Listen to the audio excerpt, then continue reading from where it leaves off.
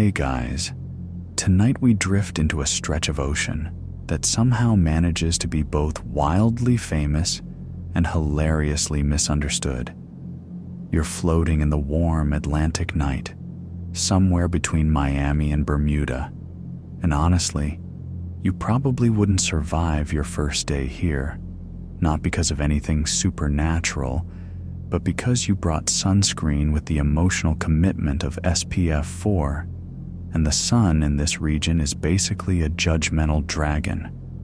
The water around you looks calm in that suspicious way, like a cat pretending it definitely did not push your glass off the counter 2 minutes ago. And out in this silence, people swear this place eats ships like casual snacks. That's where our journey starts, not with your tragic sunscreen choices, but with this idea of an ocean triangle that's way too shy to reveal its true personality.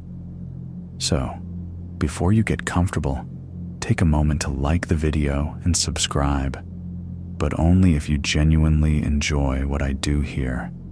Now, dim the lights, adjust to a comfortable sleeping position, and let's begin our journey tonight in a relaxed and pleasant way.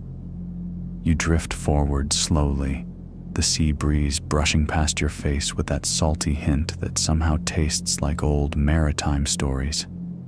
Like a fisherman from 1730 accidentally spilled brine on the air and it's just been floating around ever since.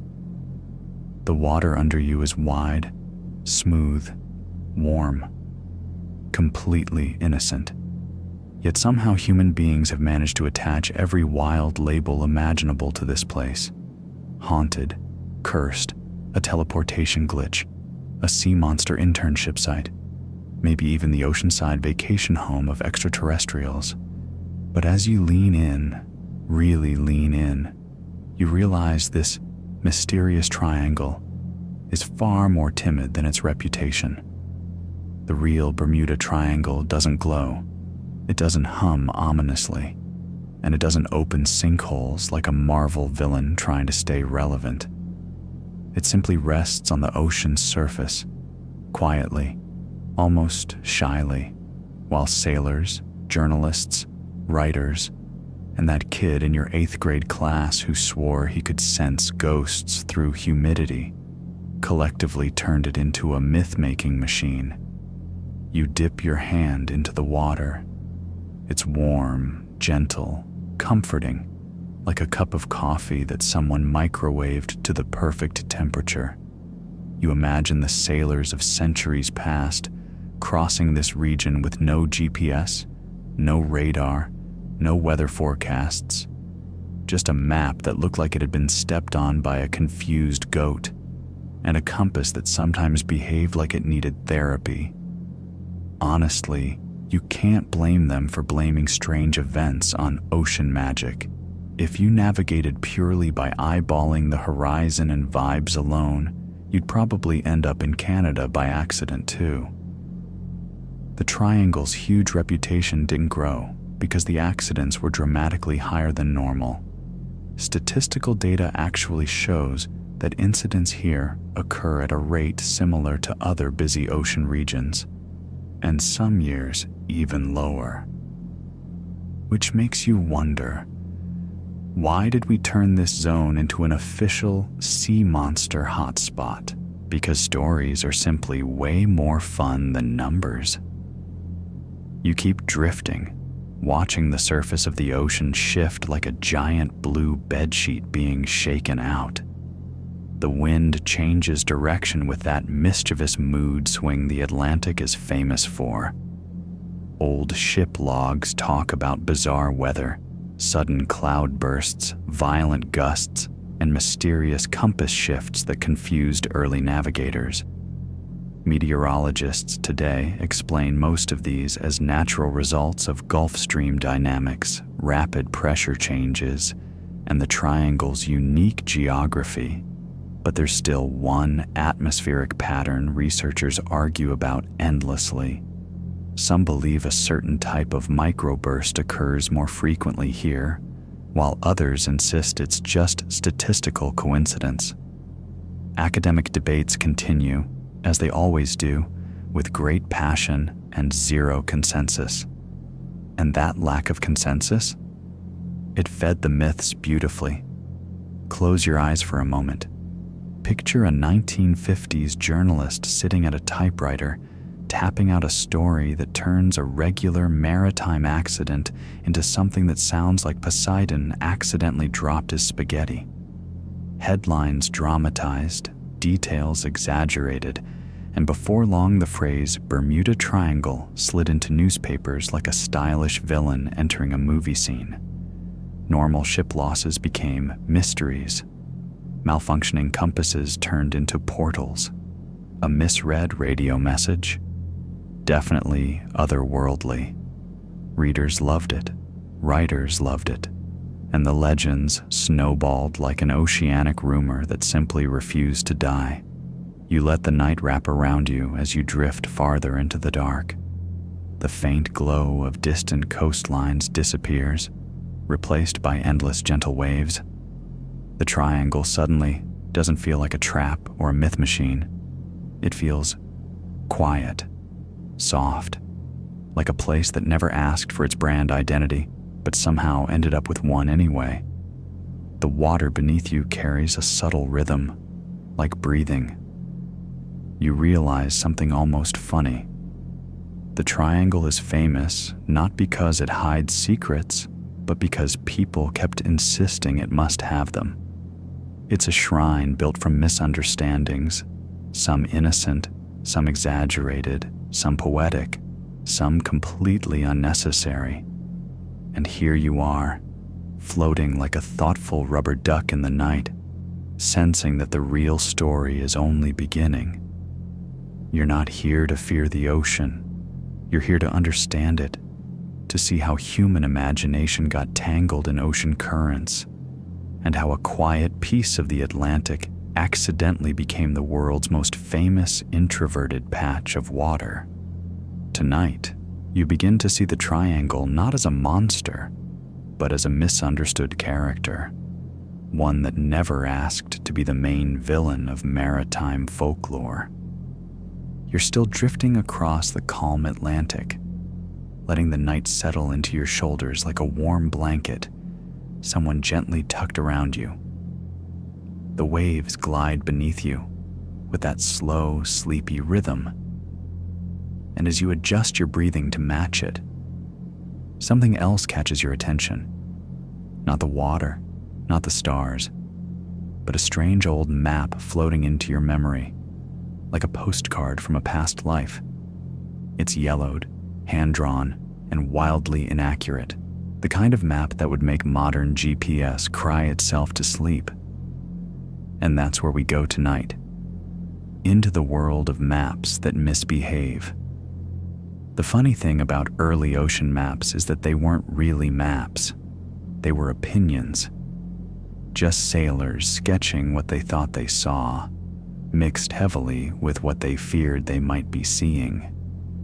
You're staring at one now, hovering in your imagination, and the lines wobble like they were drawn by someone on a ship that refused to stop dancing. The Bermuda Triangle on these maps isn't a neat geometric shape. Sometimes it looks like a potato, sometimes like a sad piece of cheese, sometimes, honestly, like a coffee stain someone aggressively turned into cartography. You reach out and trace a finger along the edges of this scribbled patch of the Atlantic. It's labeled with dramatic warnings like, "Here be monsters," "Beware storms," or "Nope." Absolutely no scientific backing, just pure 17th century vibes. This was an era where, if a sailor got seasick or lost, the ocean got blamed. Imagine your phone battery dying and your first thought being, "Ah, yes, the sea spirits again." But humans back then weren't being dramatic for fun. They genuinely didn't know what was out there. The Atlantic was vast, unmapped, and always moving. And the region we now call the Bermuda Triangle, it was like the final boss of confusing geography. The winds change direction unpredictably. The currents move ships faster than expected, and cloud formations could appear out of nowhere like a weather jump scare.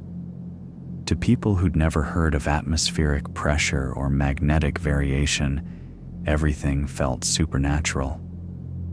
You glance back down at that map again. It's uneven, shaky, and full of scribbles that look suspiciously like they were drawn during a mild panic attack. But each of these maps tells you something important. People have always tried to tame the unknown by drawing lines around it, even when those lines were wildly wrong. A light breeze brushes across your face, and you feel the ocean shift just slightly, enough to remind you that this place was once the center of navigation experiments. Sailors carried compasses that weren't always trustworthy. Some magnets were too weak. Some were accidentally forged near iron tools. Some were simply moody. And because the Earth's magnetic fields vary across the globe, sailors sometimes found their compasses pointing a few degrees off what they expected. Totally normal, totally scientific. But back then, if a compass spun weirdly, it wasn't magnetic declination. It was, the ocean is angry. Historians today still debate the exact routes some ships took through this region. No one agrees. Did the ship drift east faster? Was the map wrong? Was the compass bad? It's one of those academic arguments that has gone on for decades, and will probably continue until every historian just collectively gives up and decides to blame the weather. You look at your imaginary map again and can't help smiling. One of the strangest things about these old charts is the number of tiny doodles scattered across them. Little sea serpents, birds carrying scrolls, waves drawn so aggressively it looks like the artist was having a stressful week. But these drawings weren't purely artistic. They were warnings. Nobody knows what's here. We didn't go past this point.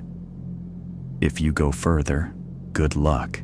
It wasn't that the triangle itself was unusual.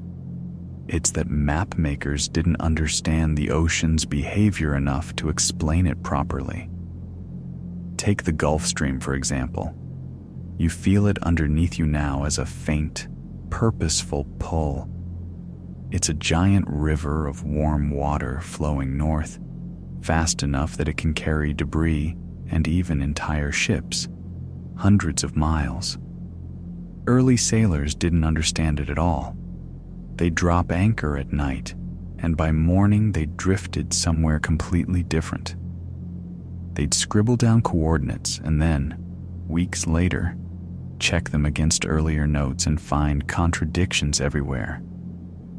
That mismatch didn't mean portal. It meant your boat is on a moving treadmill, my friend. And you, floating here in the dark, can almost hear those sailors arguing on deck centuries ago, flipping through their maps like confused tourists who swore the hotel was on this street. No, that street. No, wait. Why is the coastline curving? For a moment, you feel the frustration they must have felt, the desire to understand a sea that kept changing the rules. Then comes the fun part, the strange, delightful small fact that old map makers sometimes filled empty ocean space with animals that didn't exist simply because blank areas looked lonely. One famous map even featured a creature with the body of a horse, the tail of a fish, and the expression of someone deeply tired of being drawn. Completely made up, but somehow it made the map feel less intimidating. Humans used imagination as bubble wrap around fear. You drift a little more, the waves pushing you gently like a patient guide. The modern stars overhead shimmer brightly, completely indifferent to human history. You realize that the Bermuda Triangle's terrifying reputation wasn't born from one huge catastrophe, or a secret underwater vortex. It was born from misunderstandings layered on misunderstandings, like a historical version of telephone where someone whispers, "Currents shift quickly here," and it eventually becomes, "The ocean stole my boat." But what's so fascinating is that the maps themselves, wrong as they were, helped build the legend. The funny shapes, the wobbly coastlines, the blank spaces filled with mythical doodles. They created the perfect playground for imagination. Even today, when researchers compare these maps, there's still disagreement about the precise boundaries, routes, and even shorelines recorded. Scholars will happily debate whether a certain early Spanish chartmaker mislabeled longitude, or whether his ink simply smudged. The academic world loves this mystery because it's a puzzle with missing pieces that may never be found. You stare out at the water again, realizing that the triangle wasn't haunted. It was simply misunderstood, a victim of old pens, uncalibrated compasses, and weather patterns that loved acting unpredictable. And those early maps, they were the first draft of a legend that would outgrow every ship, every sailor, and every scribble that created it. Tonight, you're learning to see the triangle through the eyes of those ancient map makers, not as a trap, but as a question mark. A place where curiosity always outpaced understanding. A place where the ocean behaved normally, but people didn't have the tools to interpret it. And there's something oddly comforting about that realization, like discovering a monster was just a shadow the whole time. You let the map dissolve into darkness and drift onward, deeper into the soft folds of the Atlantic night. You drift a little farther into the Atlantic night, letting the cool air settle against your skin. The sky above you looks like someone spilled a jar of glitter over a black silk cloth, and the water below reflects it in slow, wavy strokes. You're suspended between two mirrors of quiet light, and in this calm, something subtle begins to shift under you. An invisible tug, a soft nudge, the ocean adjusting its mood like someone quietly rearranging pillows. Welcome to the sea's mood swings. At first, you might think the water here is just being playful. One moment, it's flat as glass, and the next, it decides to wobble for no reason, as if a reminder that, hey, I may look chill, but I still run this planet. You feel one of those tiny currents brush against your feet, warm for a second, and then suddenly cool, like the ocean can't decide on a personality. It would be adorable if it weren't also responsible for confusing sailors for hundreds of years. You let your body drift as the currents shift below you. The Gulf Stream, one of the fastest moving ocean currents in the world, passes through this region like an underwater racetrack. It carries warm water northward at speeds that would absolutely wreck your sense of direction if you were navigating by just vibes, which is exactly how early sailors operated. A ship could drift miles off course overnight without realizing it, and the next morning everyone would stare at their maps like, okay, who scooted us? To sailors centuries ago, the sea felt unpredictable, almost moody. When the wind died suddenly, ships stopped moving for hours. When squalls developed, they formed so quickly, it looked like the sky changed its mind mid-sentence. At times, clouds would gather with theatrical flourish, like they were auditioning for a role in a storm documentary. And if that wasn't enough, the Bermuda region sits right where tropical weather patterns like to have their own chaotic parties. You close your eyes and listen. There's a faint hum in the air, not from anything magical, but from atmospheric pressure, shifting ever so slightly. Science now tells us this is normal. Weather here changes fast because warm air, cool air, and ocean currents argue constantly like three siblings fighting over a TV remote. But if you were a sailor in the 1700s with zero meteorological training, you'd probably write in your journal, "Sky angry again," and go to bed hoping tomorrow's clouds were in a better mood. One of the strangest, most fascinating parts of this region is the way storms can form suddenly from clear skies. You're floating now, looking up at stars peacefully, and it's hard to imagine the sky flipping into a storm just minutes later. But that's something the Atlantic does with flare. Warm water rises, cool air descends, and suddenly you have a mini tantrum of the atmosphere right above you. Meteorologists today still debate one specific phenomenon in this area, a type of weather event some call a dry microburst. It's a sudden, violent downdraft of air that can hit the ocean surface hard enough to push a ship off balance or disrupt flight paths. Some scientists think microbursts happen here more often. Others think the data is too patchy to say for sure. And because researchers love arguing almost as much as storms love being dramatic, this debate shows no signs of ending soon. You shift a bit in the water and notice how the temperature changes again, warm to cool to warm. This is the ocean's version of mood lighting. Underneath you, layers of water slide over each other like sheets in a messy bed.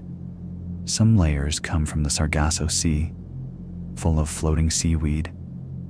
Others come from deeper, colder regions, and because they each move differently, the water can feel inconsistent in ways that would freak out anyone who didn't know what was going on. To sailors of the past, that inconsistency became myth.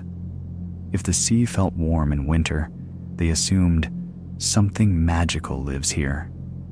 If the water suddenly chilled in summer, they thought it was a sign. If their ship drifted too fast, it was spirits guiding us.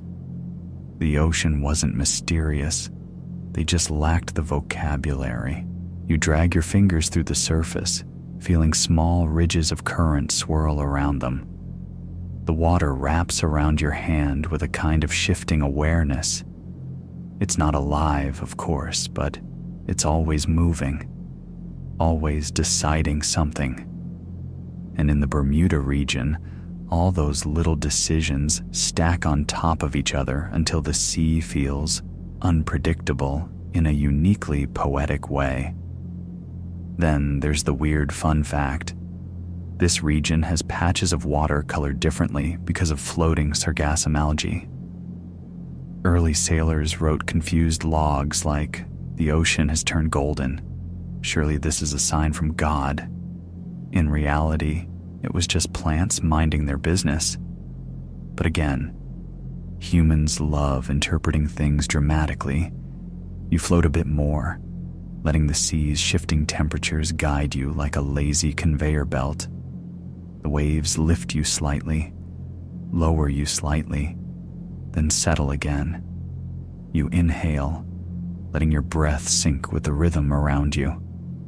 And in this moment, you understand why the triangle felt supernatural for so long. It wasn't because anything magical was happening. It's because the ocean here doesn't behave like a static, predictable surface. It's layered, animated, expressive. It has mood swings. And those mood swings, misunderstood over centuries, became the foundation for myths that would grow into something much larger. You drift through the darkness peacefully, understanding now that nature doesn't need to hide mysteries. Sometimes, humans create mysteries simply by misreading the world's natural moods. You breathe out softly. The ocean sighs back. You drift farther across the quiet Atlantic. the water rocking you gently like the world's softest cradle. The sky is still wide open above you, dark and calm, but now there's something different in the air, an almost old paper smell, as if the ocean has been waiting to hand you a stack of forgotten diaries. And in a way, it has. Because tonight, you're slipping into the stories of ships that vanished and left behind notes that felt more like ellipses than endings. Lost ships, lost notes. You close your eyes for a moment and let the ocean settle under you. When you open them again, a faint image forms, an old wooden ship creaking through moonlit waters, its sails puffing awkwardly, like they've had too much bread at dinner. Ships back then weren't sturdy steel giants. They were more like fragile floating closets held together by ropes, hope, and whatever spare wood the crew could find. And yet, these fragile things were sent straight into storms, unpredictable currents, and long nights with zero navigation tools besides, look at that star and hope it means what you think it means. No wonder some ships got lost. Honestly, your phone loses signal on a highway tunnel for 0.2 seconds, and you panic. These people crossed the entire ocean with a compass that woke up every morning and chose chaos. You drift forward, and the first ship's story brushes against you. The Ellen Austin, a vessel that found an empty drifting schooner in 1881. Completely empty, no crew, no damage, no sign of struggle. Just a perfectly fine ship, abandoned like someone walked off to grab a snack and forgot to return. Sailors boarded it, tied it to the Ellen Austin, and attempted to tow it. But a sudden storm hit, the lines snapped, and the mysterious schooner drifted away into the mist. When they found it again days later, once more, crewless. A second boarding crew vanished. No bodies, no damage. Just an empty ship, twice over. It sounds supernatural, until you remember something. The Atlantic storms could scatter ships like loose paper. And merchant crews sometimes abandoned ships out of fear, bad communication, or small leaks that later resolved themselves. The ghost ship vibe was a product of timing, not monsters. Still, sailors swapped this story like ocean gossip for decades, and the myth grew bigger with each retelling. You tilt your head back and let the sky blur a little. Another image approaches, the Mary Celeste, the most famous ghost ship in the world. Not technically part of the Bermuda Triangle area, but her legend got mixed in anyway because humans love a dramatic story. You picture the vessel bobbing on calm water, sails full, belongings neat, cargo untouched, food still on the table. A whole crew vanished, leaving behind a ship that looked fine, completely fine. Like a family suddenly paused mid-episode. People have suggested everything from sea monsters to alien abductions to spontaneous madness. But historians today still debate what actually happened, with leading theories centering around fumes from the alcohol cargo, sudden panic, and a rushed evacuation. No murder mystery, no mythical event, just human fear amplified at sea. And then the Rouse Simmons drifts into the narrative, a Christmas tree ship from 1912 that simply disappeared during a storm, leaving behind letters in the water in sealed bottles that told a quiet, heartbreaking story of sinking morale, ice-covered decks, and a crew that knew they were running out of time. These messages weren't meant to be mysterious. They were just the last notes of tired sailors trying to speak before the ocean swallowed them. You touch the water lightly and feel a wave roll underneath you. Back then, no one had black boxes, radio logs, or GPS coordinates. If something happened, anything at all, it was rarely recorded. Many shipwreck mysteries exist because their final hours were unobserved, unmeasured, and unreported. That emptiness in the record became the perfect breeding ground for legends. Even today, historians argue, sometimes loudly, about certain disappearances in this region.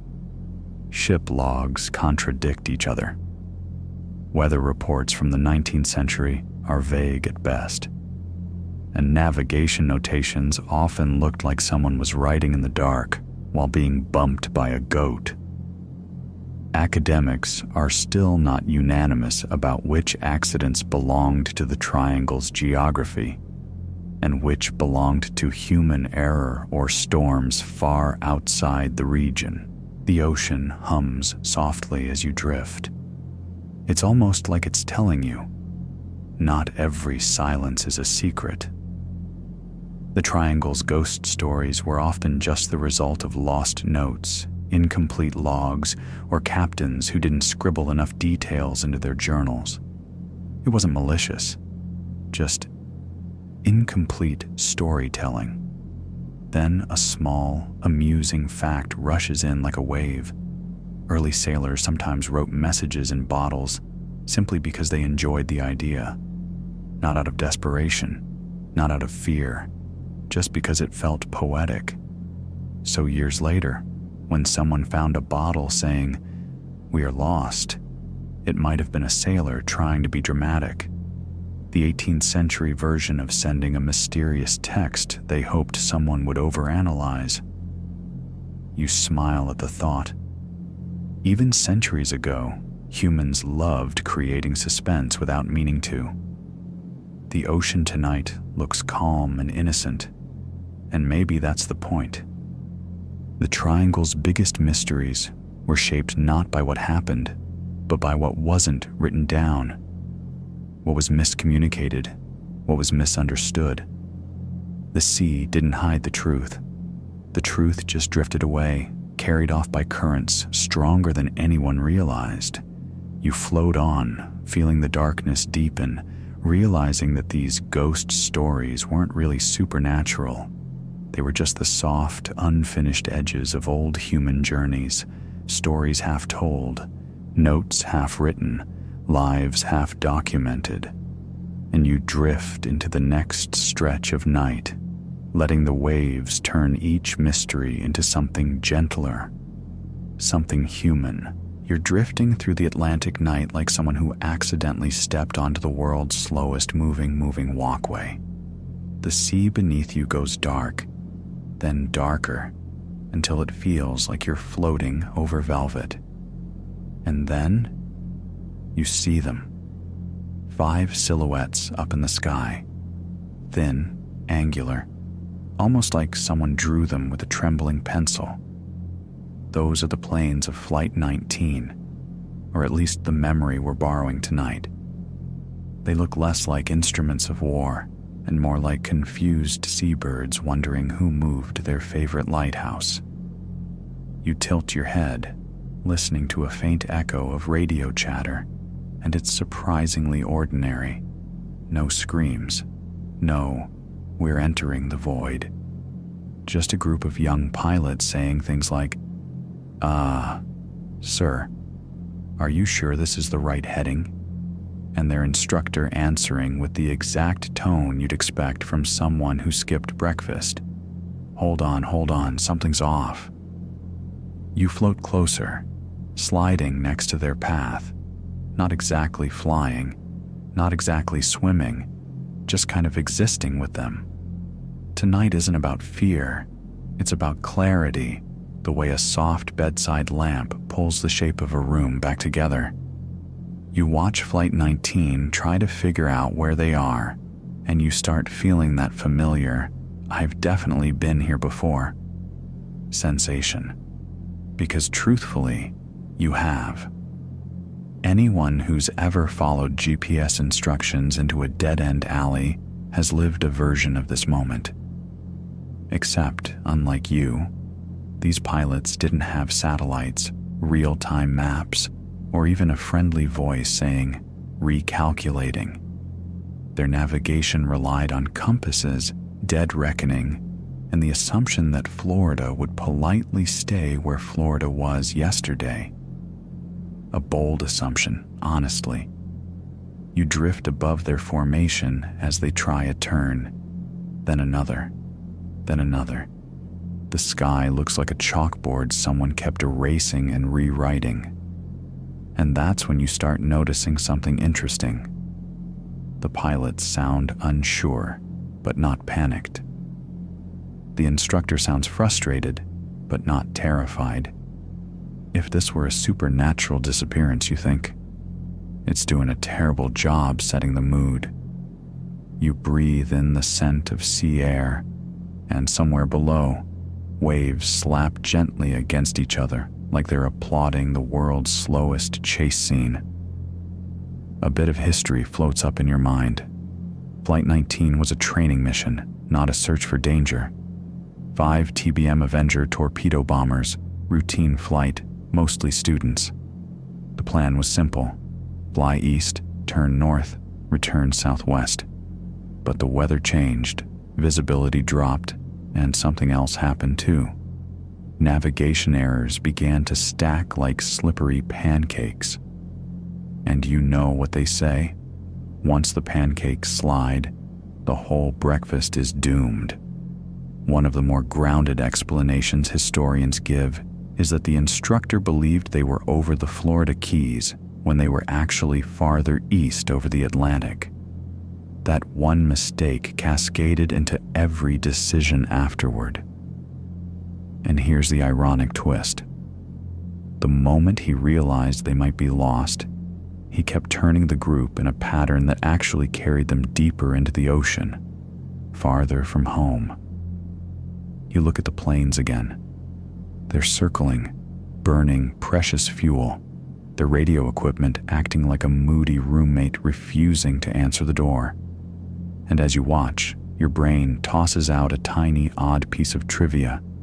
The TBM Avenger was famous for being sturdy, but also famously loud inside the cockpit. So loud, in fact, that pilots often couldn't hear their own wingmen unless radios were cooperating perfectly, which tonight, they absolutely were not. It makes the whole situation feel less like a supernatural trap and more like a group project where nobody can hear each other, and yet everyone's too polite to admit they're guessing. A warm breeze pushes against your cheek, and you tilt your head as if you can hear the present-day historians who still debate one point: whether the instructor's compass malfunctioned or whether he simply misinterpreted it. Records never nailed down the exact cause, so the academic world keeps tossing this topic back and forth like a beach ball at a very nerdy party. You drift closer to the formation until you can see the pilot's hands resting on their controls. They look young, much younger than the legends would have you imagine. Tired, determined, trying their best. They're not facing a paranormal force. They're facing cloud cover, dying light, an uncertain horizon, and instruments that refuse to communicate clearly. In a way, it's almost too relatable. Below you, the Atlantic changes color again, turning into something like melted ink. You imagine how this must have looked from their altitude. No coastline, no city glow, no recognizable silhouette, just darkness, stretching in every direction. When everything looks the same, everything feels wrong. And yet nothing here feels dangerous in the horror movie sense. It feels more like a miscommunication with nature, the kind you get when you walk into a glass door because you thought it was open. Except, for Flight 19, the stakes weren't bruised foreheads. They were fuel limits. Fuel. That quiet villain. Every account you've ever read about Flight 19 ends with the same inevitable truth. When the fuel ran out, the planes would have had to ditch into the ocean. And the ocean, even on a gentle day, is not known for being a supportive landing pad. The water is cold, choppy, and unfriendly to heavy aircraft. It swallows things fast, especially in deep regions like the ones east of Florida. You hover above the group as their final moments begin to fade into the dark. Not dramatic, not supernatural, just gradual, soft, almost tired. The legend books love to turn this into a vanishing act, a cosmic magic trick. But when you're here, witnessing it with the calm of someone already tucked under a blanket of ocean breeze, you realize the truth is quieter, more human. You watch the silhouettes dissolve into the night, not abruptly, not mysteriously, just like candles reaching the end of their wick. The sea below ripples once, like a sigh, and the sky goes smooth again. You drift along the empty air corridor they leave behind, and it feels like walking through a memory that finally stopped exaggerating itself. No portals, no monsters, just navigation errors, bad weather, malfunctioning instruments, misread compasses, exhausted pilots, and an ocean that knows how to keep things. And as you float onward, the night draws its curtain half closed, letting you slip quietly out of the scene. You're still drifting along the Atlantic night like a passenger on an invisible kayak, feet tucked in, shoulders loose, letting the warm breeze do all the rowing. And just when you think the sea has finally run out of ways to surprise you, you notice a tiny detail. Your compass needle starts behaving like it's auditioning for a reality TV show. It twitches, hesitates, wobbles, then swings with the indecision of someone trying to pick a movie on streaming. You hold the compass up to the moonlight, watching it do its little dance.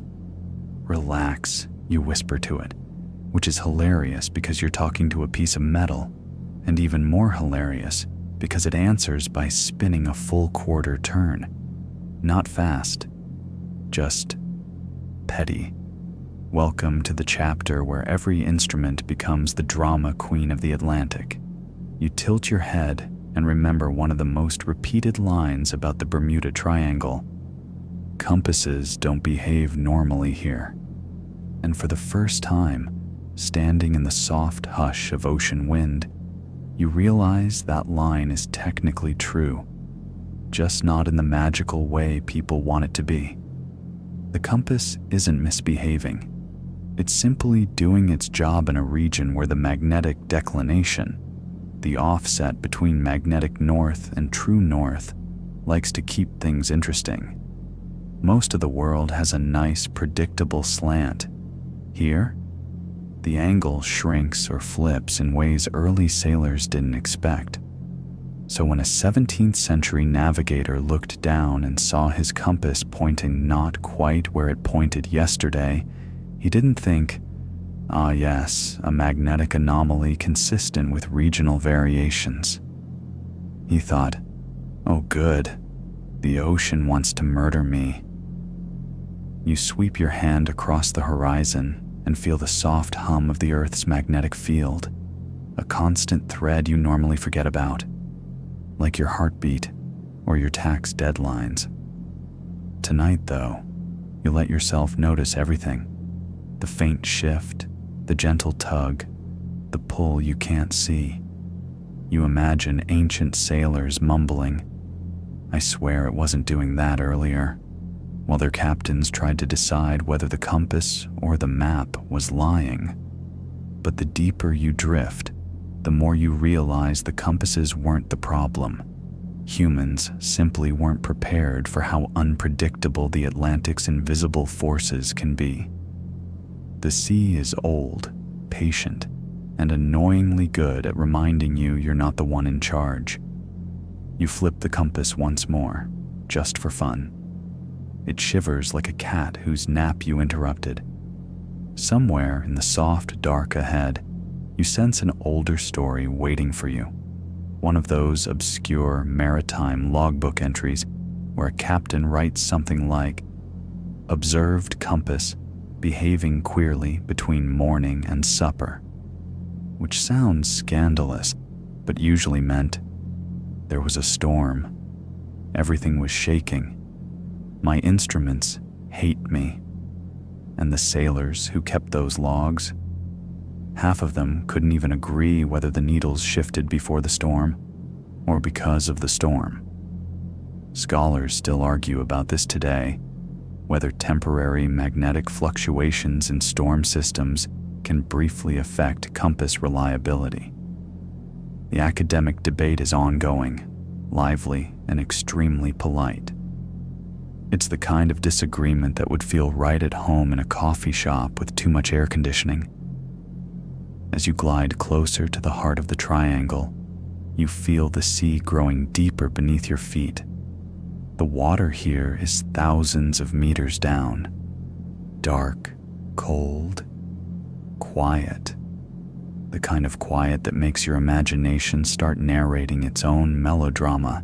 You shake your head and remind yourself, stay calm, stay present, stay mildly sarcastic. It works every time. A soft glow forms below you, and for a moment you think the ocean is welcoming you with a warm lantern. But no, it's bioluminescent plankton, swirling around like neon confetti. A little-known fact: their presence can actually mess with old-school compasses if the metal casing is thin enough and the plankton density is high enough. It's not magic. It's science with a glow stick. You watch them for a moment, spiraling beneath you like the ocean's night lights. They pulse gently, and you let the rhythm soothe you. Their glow makes the compass look even more dramatic, as if performing on stage. Okay, you sigh. Show me what you're trying to tell me. But the compass isn't the only voice in this chapter. Up ahead, you notice a strange shimmer along the horizon, like someone smeared a line of silver paint on the sky. You drift into it and immediately feel a shift, a soft nudge, a tug that's not physical but directional. It's the agonic line, one of the places on Earth where magnetic north and true north actually align. Sailors used to treat this zone like a neat little shortcut for navigation. But when the line moved, as geomagnetic lines often do, they accused the ocean of lying instead of realizing the Earth was just being its usual dynamic self. You hover over that invisible boundary, sensing the neat alignment like two puzzle pieces clicking together. For a moment, your compass behaves perfectly, annoyingly perfectly, like a student who suddenly decides to do their homework right after you've scolded them. You can almost imagine early captains shouting, "See, it's fine now," and their crew whispering, "Sir, it was not fine for the last 3 hours." But of all the compass stories you remember, one stands out. A tiny line in an obscure historical journal written by a 19th century navigator. The compass spoke nonsense all morning, and I began to mistrust my senses. He didn't panic. He didn't declare supernatural forces. He simply acknowledged something universal. Sometimes instruments glitch, sometimes humans misread them, and sometimes both happen at the same time. That's not mystery. It's Monday. You feel the night settle deeper around you. The air grows warm, the waves below turning into soft folds of moving silk. You let your body lean into the breeze, trusting the ocean to carry you. The compass in your hand takes a final slow turn, then settles. Calm, steady, quiet. In that moment, you realize something gentle and oddly comforting. There has never been a single proven case of compass malfunction in the Bermuda Triangle that couldn't be explained by magnetic variation, equipment fatigue, storm interference, or human error. Not one. The legends grew louder than the facts, as legends tend to do.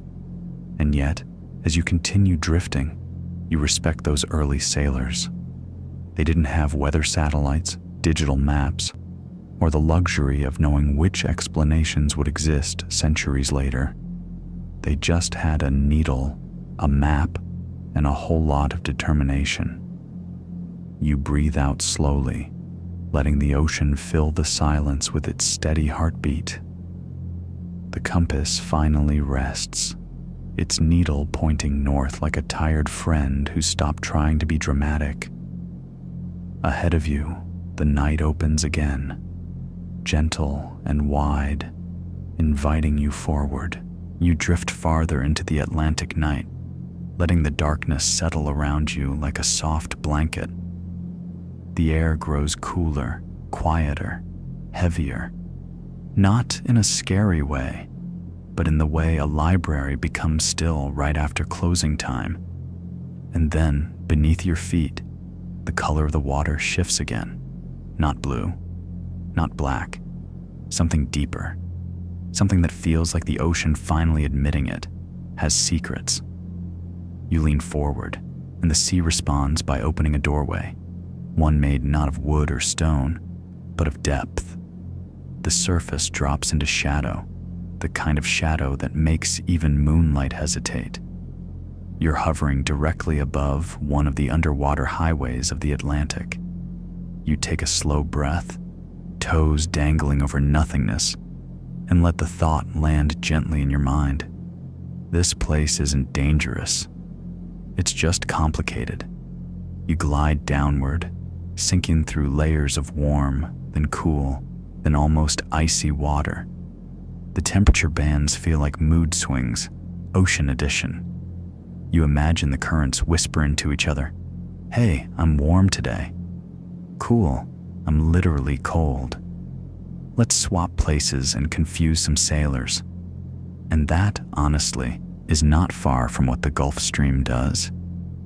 A mainstream historical fact comes to you as naturally as the current lifting your shoulders. Early European sailors recorded some of the fastest and slowest travel times of their lives right in this region. The Gulf Stream isn't just a current, it's a conveyor belt with attitude. Sometimes it pushes you home early. Other times it grabs your ship like a toddler holding a toy and says, "Mine." You feel it now, an invisible force flowing beneath you, strong enough to carry entire vessels off course if they weren't paying attention. Modern navigators understand it perfectly. The old ones, they thought the ocean was just being unreasonably dramatic. But tonight, you're going even deeper. As you sink into the twilight zone of the sea, the water around you fades from dim blue into quiet purple, then into a darkness so soft it feels velvety. Here, sound changes, movement slow. Even your thoughts seem to glide instead of walk. Below you, the seabed isn't flat. Far from it. It rises and falls like a frozen mountain range. The Puerto Rico Trench, the deepest part of the Atlantic, slopes down not far from here, like the ocean suddenly remembered it, left a drawer open, and never got around to closing it. When ships or planes crash in shallow waters, we tend to find them. But when they fall over trenches this deep, well, that's like dropping your keys into a 5-mile deep couch. The ocean doesn't give those back. You settle beside one ridge, letting the shadow of a seamount stretch like a sleeping giant beneath you. It makes sense now, doesn't it? Why wreckage disappears. Why stories start. When a plane sinks here, the currents don't politely leave it on the seafloor. They tug, twist, drag, sometimes miles, before gravity finally pins it down. And yet the ocean isn't done surprising you. From the darkness below, a strange little creature wiggles upward toward you, a deep sea resident with more confidence than fashion sense. It looks like a glowing ribbon someone crumpled by accident. A Sloane's viperfish, though honestly you might prefer calling it that overly enthusiastic neon noodle. You blink. It blinks back. Well, not exactly. Its species doesn't really blink. But the sentiment is there. Here's your odd little trivia moment. This fish can unhinge its jaw like it's trying to win a talent show, and scientists aren't totally sure why its bioluminescence pattern changes with depth. Some think it's communication, others think it's camouflage, others think it's just a deep-sea fashion statement. And yes, scholars still argue about which explanation makes the most sense. The viperfish wiggles, decides you're too big to eat, then darts back into the dark like a kid late for curfew. You continue floating down the undersea slope, trailing your fingers along currents you can't see but somehow feel. They swirl around you in layered paths, some fast, some slow, some even moving in opposite directions at the same time, like a multi-lane highway without any painted lines. You imagine how a shipwreck would behave here. Pieces drifting up, pieces sinking down, pieces getting caught in circular eddies, pieces sliding into trenches deeper than your imagination wants to measure. And suddenly the whole mysterious disappearances reputation starts feeling less supernatural and more logistical.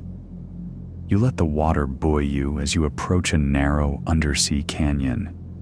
It stretches like a deep, dark smile through the floor of the ocean. You float above it and feel the faint pull inward, the same way a subway tunnel feels when the train is still a few stations away. That pull is the thermohaline circulation at work, the global conveyor belt that quietly moves heat and salt around the entire planet.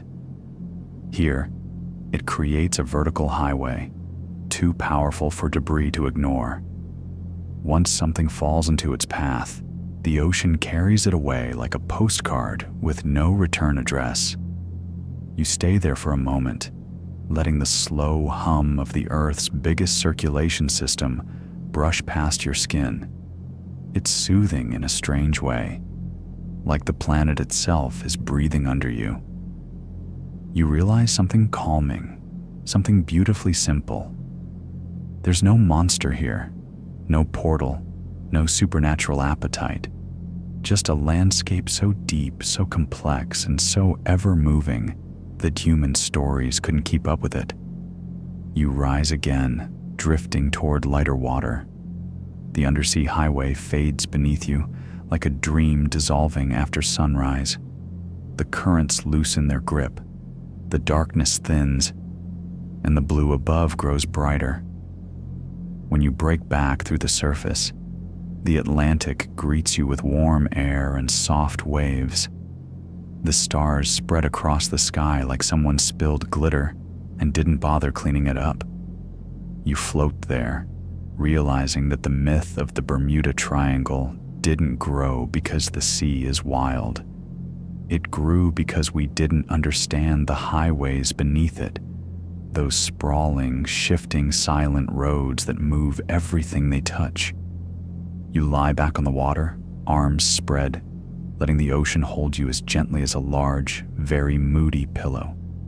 Somewhere below, a neon fish wiggles past again, probably judging your floating form. You smile. The ocean smiles back in its own slow, tidal way, and once more, the night carries you forward. You drift across the surface of the Atlantic like someone hitchhiking on moonlight. The waves beneath you soften, flatten, and then sigh, because the ocean knows exactly where you're headed next. Ahead, rising out of the darkness like a floating billboard lit by imagination instead of electricity, is the birthplace of so many Bermuda Triangle legends, the world of stories about stories. You glide closer, and suddenly you're surrounded by headlines, actual old newspaper headlines, rippling across the sky like laundry on invisible clotheslines. They flap in the wind with all the confidence of someone who didn't check their facts and doesn't intend to start now. You squint at one. Ship vanishes without a trace in Devil's Sea, which sounds dramatic until you look at the fine print beneath it. Heavy storm reported in region. Ah, yes. Democracy at work. Facts in small font, panic in large. You flick the paper and it dissolves into sea mist. This is where you start to see how ordinary accidents turned into supernatural gossip, how a mechanical failure became a portal, how a storm became a wrathful force, and how one missing vessel became maybe aliens. The media of the mid-20th century loved their spooky ocean content. They treated the Atlantic like a cosmic vending machine that occasionally ate people's quarters. You settle down onto a broad, calm patch of water. The moon glints across the waves like a silver highlighter, illuminating the next part of the chapter. How quickly myths can snowball when newspapers decide that mystery sells better than maintenance logs. You think of one famously misquoted source, the case scholars love to bring up when discussing the triangle. In the 1950s, a reporter wrote about several disappearances in the region. He wasn't trying to create a legend. He was trying to package multiple tragedies into one readable story. The original report even included weather notes and navigation issues. But when later writers quoted him, they skipped those parts, omitted them, deleted them like someone deleting broccoli from a grocery list. And suddenly, the ocean wasn't just rough, it was cursed. You lean back and let the gentle swells rock your shoulders. You can almost hear the conversation the public had with itself back then. Ships vanish all the time due to storms. Yes, but what if it's spooky?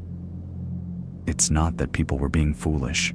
They were just being human, because humans love patterns, even when the patterns don't exist. Add a few charismatic authors, a handful of dramatic radio hosts, and a sprinkling of sensationalism, and pretty soon the triangle was starring in its own franchise. You raise an eyebrow at the sky, where more headlines drift overhead. Plane lost in clear skies, but under it, in small print again, visibility reported as poor by multiple witnesses. Unsolved mystery shocks Coast Guard. Beneath it, search hampered by 40-foot waves. You sigh. The ocean sighs with you. Then a new shape appears in the water beside you, a stack of paperback books bobbing gently. The covers are bright, bold, exaggerated. They look like beach reads for people who want the beach to be haunted. Bermuda Triangle Mysteries Revealed. Secrets the government won't tell you. Disappearing ships and the portal below. You flip one open. Inside, the text is wonderfully dramatic. Somehow, according to this author, pilots never got lost due to weather. Compasses only malfunctioned when the plot required it. And every missing ship was perfectly modern and perfectly maintained, which, historically speaking, is a fantasy, a daydream, and perhaps a comedic misunderstanding of maritime records. A small wave nudges you, like the ocean is giving you the world's slowest elbow tap. You can practically hear it whisper, "They're blaming me again, aren't they?" You pat the surface reassuringly and continue floating. One particularly misquoted incident floats up in your memory. A ship supposedly found with meals still hot. Crew vanished, like a ghost story begging for a movie adaptation. Except when historians dug up the original report, it turned out the ship wasn't in the triangle at all. It wasn't even close. And the hot meals detail? added decades later, not by witnesses, by storytellers. Scholars still debate whether that entire anecdote started from a misunderstood translation or from someone simply wanting to spice up a quiet news day. Either way, the story grew legs, arms, a cape, probably a theme song, and became part of the Bermuda Triangle lore. You feel the gentle bounce of the waves beneath your back, like the sea is chuckling quietly. And honestly, if the ocean could laugh, this would be the perfect moment. Above you, a trail of floating book pages starts revolving in a soft spiral. Some are from magazines, others from radio scripts or documentary transcripts that forgot to document anything accurately. They swirl in a funnel of misinformation, powered by enthusiasm rather than evidence. You close your eyes for a moment and let the pages whisper around you. Lost, without explanation. Scientists baffled. Authorities refuse to comment. You open one eye. Authorities didn't refuse to comment. They just didn't know anything yet. That's how investigations work. But a dramatic pause sells better than a truthful sentence. You lift your hand through the cloud of sources, and the words melt like pixelated foam. What remains is clearer, quieter, softer. Real tragedies, real human error, real storms, real navigation issues. And beneath it all, a simple truth. The stories became bigger than the events themselves. You drift a little farther, watching the myth balloon inflate, then deflate, then inflate again every time someone writes a new bestseller. And the night around you, gentle, dark, patient, waits for you to understand what the ocean has known all along. The Bermuda Triangle is not a creature of the sea. It's a creature of storytelling. You exhale and let that settle into your bones. The night around you deepens into a shade so velvety it feels almost physical, as if the darkness itself is a fabric you could pinch between your fingers. The ocean beneath you becomes quieter, smoother, almost meditative. That's how you know you've crossed into the next region of the journey. This is the place where the Bermuda Triangle's mythology stops being about stories told by others and becomes stories believed by you. A thin ribbon of light appears on the horizon. Not sunrise, not ship lights, not anything electrical. It's more like memory, your memory, taking form. It stretches toward you, a warm, narrow path of gold floating on the water like spilled candle wax. You feel something subtle shift inside you. This chapter isn't about storms, or ships, or misquotes, or media frenzy. It's about why the legend stayed alive, not because the evidence demanded it, but because humans wanted it to. You take a step onto the path, and it holds your weight like a promise. The water around the golden trail starts projecting silhouettes, soft, blurred shapes rising from the surface like misty holograms. They aren't ghosts. They're you at different ages. You see yourself as a young child, sitting cross-legged on the floor, listening wide-eyed to an adult retelling a triangle mystery they'd heard secondhand. No maps, no facts, just wonder, fear wrapped in curiosity, possibility wrapped in the unknown. The child version of you leans closer to the storyteller, mesmerized, and it hits you. The first time you heard about the Bermuda Triangle, it wasn't geography, it wasn't statistics, it wasn't history, it was magic. The ocean shifts again.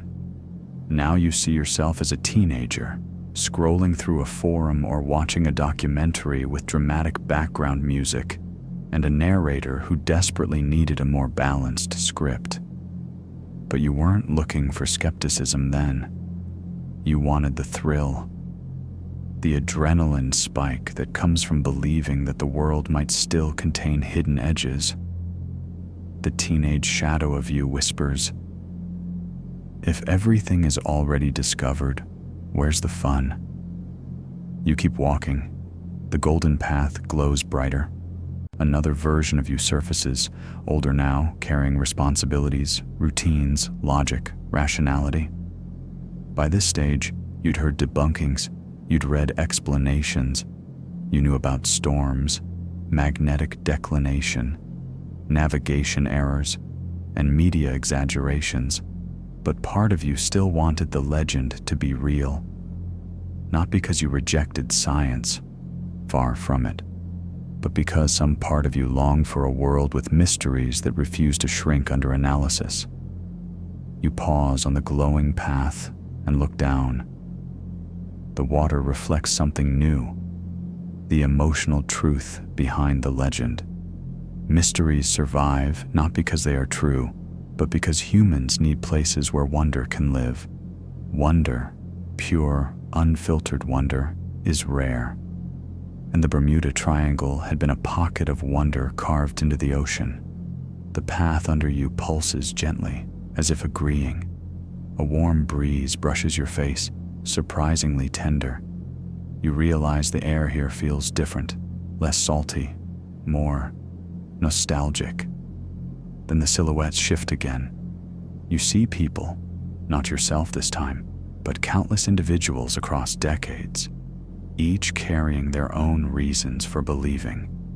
A sailor who grew up with tales of cursed waters, whispered by older crew members. A journalist with a deadline, and an editor who prefers sensational angles. A child who loved monsters and mysteries and wasn't ready to let them go. A conspiracy theorist trying to understand a chaotic world by connecting dots that don't belong together. A grieving family searching for meaning after an unexplained accident. A writer who saw a myth and thought, this could be a story. Hundreds of motives, thousands of hopes, millions of imaginations.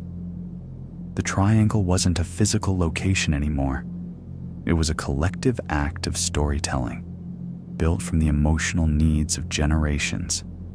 You take one more step. The golden path fans outward into a large, luminous circle. You stand in the center. The ocean becomes a mirror around you, reflecting both myth and truth intertwined like strands of rope. You look up. The sky above swirls with constellations, forming a question mark, a giant, shimmering one, composed of stars rearranging themselves for your benefit. You smile softly, because now you understand why the legend persisted even when logic dismissed it. The world needs places, real or imaginary, where curiosity can stretch its legs, where fear can be felt safely, where mystery can survive without having to justify itself. The Bermuda Triangle wasn't a monster. It wasn't a curse. It wasn't a cosmic anomaly. It was a mirror reflecting humanity's longing for wonder. A final memory rises from the water, quiet, tender, almost fragile. It's you, standing on a beach one evening, staring out at waves and thinking, what if there's more out there than we know? And that question, the simplest one, was the beating heart of every myth. You breathe in. The warm, glowing air fills your lungs. You breathe out. The surface of the ocean shimmers brighter. You stand still, letting the understanding settle into you like the tide washing over sand. The mystery survived because you needed it. Because everyone needed it. Because no matter how far science progresses, there will always be a corner of the human mind that craves the unexplainable. You turn slowly, watching the golden light ripple across the ocean. This chapter isn't an ending, it's a recognition. The Bermuda Triangle was never just a place, it was a feeling. And now, standing here, illuminated by memory and moonlight, you finally see the truth. The legend didn't cling to the world clung to the legend. The golden light fades slowly, like embers settling after a long burning fire, and the sky above you shifts into a deep indigo, still dark, but calmer now, quieter, as though the night has exhaled. The water beneath you softens again, taking on a glassy stillness that feels almost unnatural for the open ocean. You're no longer drifting, you're waiting. But for what? You aren't sure. Then the sea trembles, not violently, just enough to ripple the reflection of the stars. The disturbance spreads outward in a perfect circle, widening, expanding, and then stabilizing. The center of it begins to glow with a pale bluish-white light. Not the warm gold of memory. Something colder. Something more precise. The light sharpens into a pinprick, then another, then a dozen more. They arrange themselves into a geometric pattern, simple at first, then increasingly complex, spiraling outward like the blueprint of something impossibly large. You realize what you're looking at. Data. Pure, unfiltered data. Patterns, probabilities, trajectories, anomalies, rising from the depths like bioluminescent ink. This is the part of the ocean that refused to participate in myths. This is the part that tells the truth. The glowing symbols drift upward until they hover just above the surface. Diagrams form and dissolve around you. Storm maps from decades past, compass drift charts, aviation routes, shipping lanes, accident reports. The ocean is showing you the mathematics beneath the legend. You step closer, and the symbols rearrange themselves into a single, rotating sphere of light. It spins slowly, projecting arcs and angles around you like a planetarium. Only now do you see the structure missing from earlier chapters. The Bermuda Triangle isn't a mystery of the supernatural. It's a mathematical illusion, a perfect storm of chance, navigation density, environmental volatility, and human fallibility, woven together into a pattern that looks intentional only because humans love finding intentions where none exist. You reach out to touch one of the glowing diagrams. It expands, enveloping you. Suddenly you're standing inside a holographic ocean current model. Warm water circulates, cold water sinks, pressure changes, wind shear forms, storms bloom like bruises across the digital ocean. Dozens of flight paths cross overhead, thin, luminous lines. Hundreds of shipping routes intersect beneath your feet. Thicker arcs. Thousands of historical data points pulse along the surface. It's overwhelming, but also oddly beautiful. The currents swirl toward the western Atlantic in chaotic spirals, not because of any curse, but because that's simply how the earth breathes.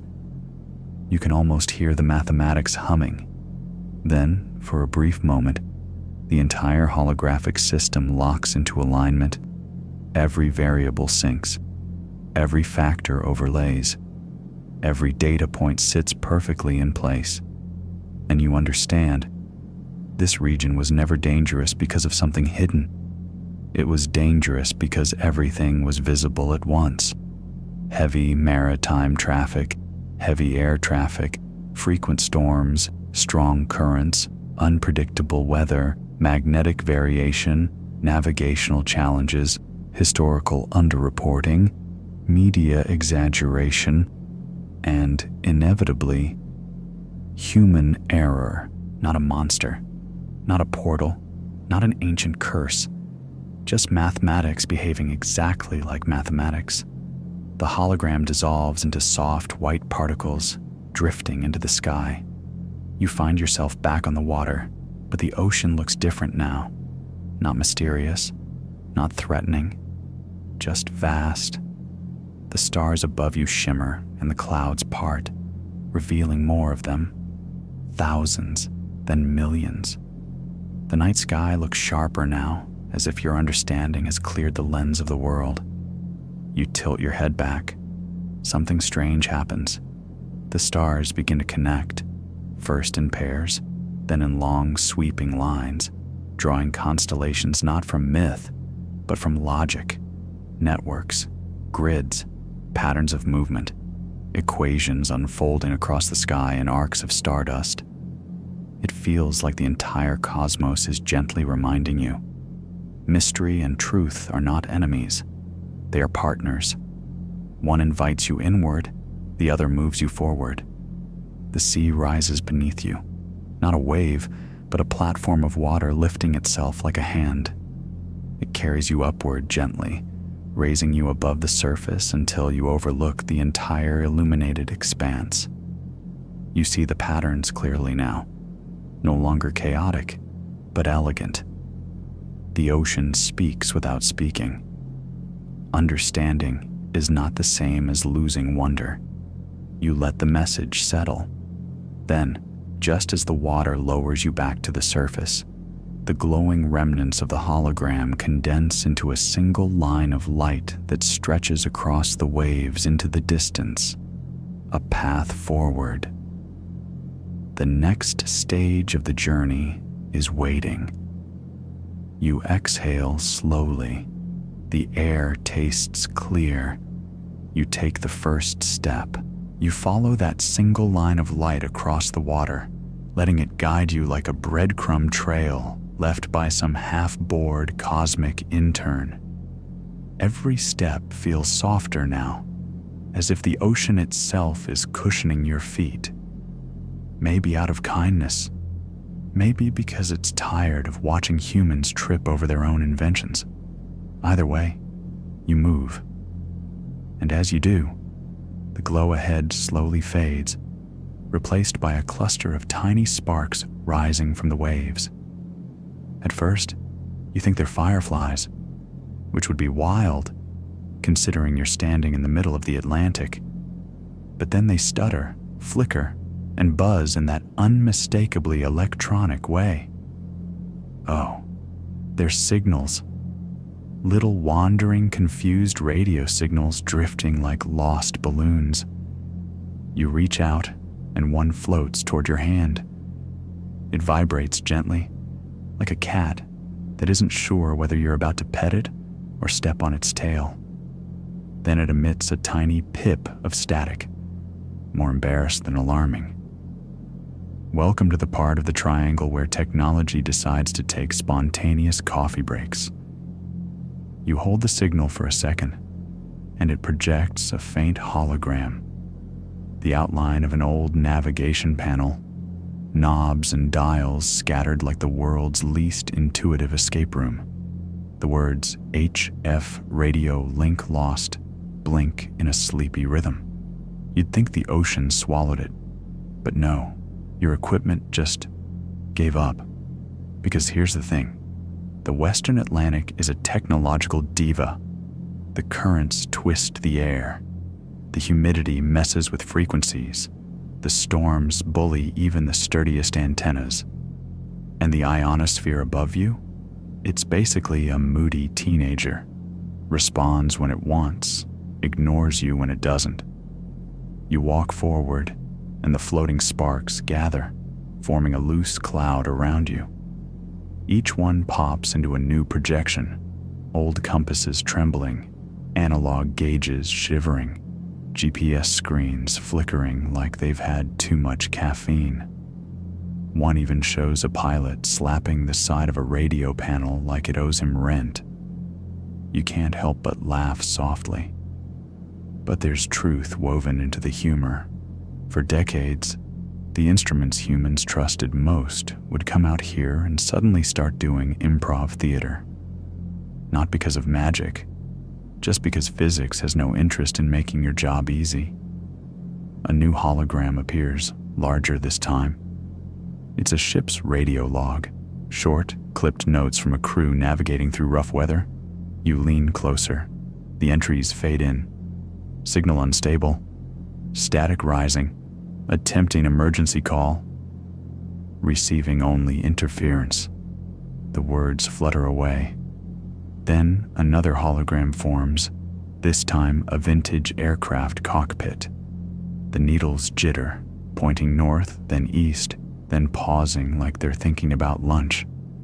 A soft mechanical whine fills the air around you, almost apologetic. You place your hand on the projection, and it steadies for an instant. Only an instant. Because navigation tools have always had a weak spot for this region.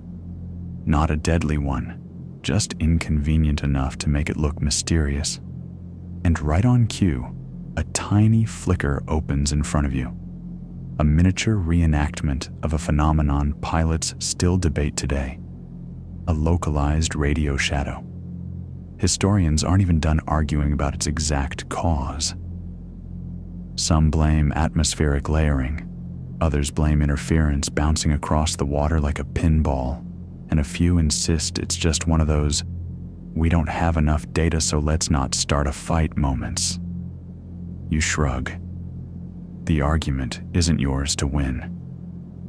The projection shifts again, swirling upward until it becomes a massive lattice of silver lines, radio paths bouncing between the sea and sky like tangled spider silk.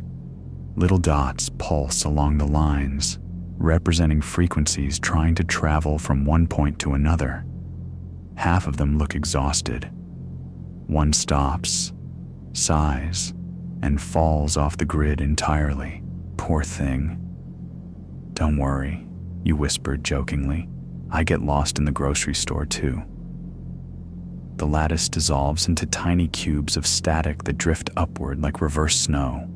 As they rise, the sea beneath your feet darkens, not ominously, just deeply, as though inviting you to look closer. So you do. The water turns reflective, mirroring not the stars, but a timeline, decades of technological evolution unfurling across the surface like a giant touchscreen. Analog to digital, shortwave to satellite, manual plotting to automated flight systems. Each advancement glows for a moment, then fades into the next. And yet, despite all these upgrades, the triangle remains a place where devices occasionally shrug and say, "Nope." Not because the region hates technology, but because the environment is simply busy. Strong crosswinds, rapid pressure shifts, warm and cold air colliding like rival sports fans. Even the ocean surface temperature can nudge radio waves off course. It's not sabotage, it's science being inconvenient. You kneel, touching the shimmering water screen. It ripples and pulls you downward, not physically, but visually, into a layer of old maritime communication diagrams. You watch sailors tapping out Morse code during storms, signals scattering like spilled beads. Some reach their destinations, others dissolve into static halfway across the sea.